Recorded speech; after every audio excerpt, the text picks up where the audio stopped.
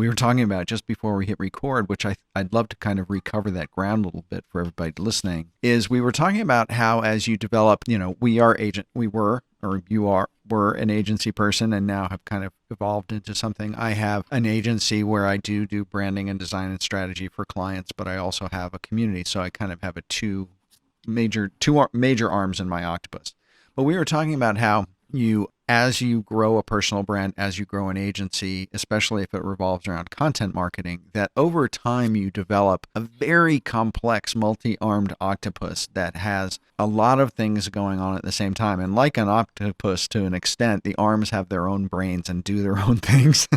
And so over time, it gets to be pretty unruly, and you start to question whether all of these arms are doing things of value or whether they are just sucking energy from the octopus. And so was there ever a time where talk about, because I know we talked about this before we hit record, talk about the time when you were, kind of assessing your agency and how much it was contributing to your business and how you rationalized what you did as that evolved.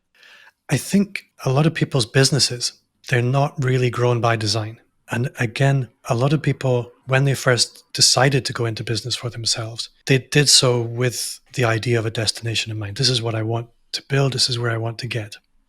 The problem is they don't really adapt that as they grow. And what I find really useful is to revisit your vision on a regular basis. One of the things that I'm very mindful of is, where's a better place to start with this? So when I had this sort of what I'll call the moment of crisis in my agency, it was because I came to the realization that I'd achieved my original vision a long time ago, but then I got complacent and settled into that. And I was trying to push beyond it, but without a new vision. So having this really clear vision of what you want to achieve, who you want to become, essentially, allows you to make different choices. So let's say you're somebody who's selling $5,000 websites.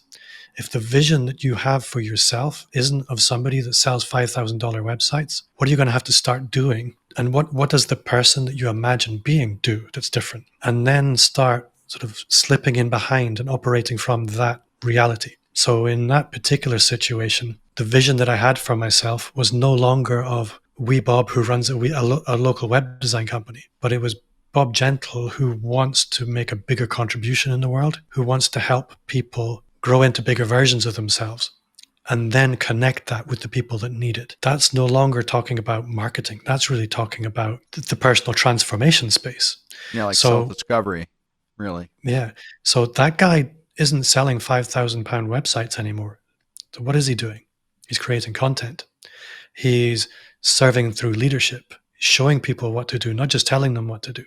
So I have to be different. I have to do things that scare me. I have to show people me doing things that scare me. Alongside that, what I knew was that if I did it, I would have new opportunities. I would have new choices that I could make.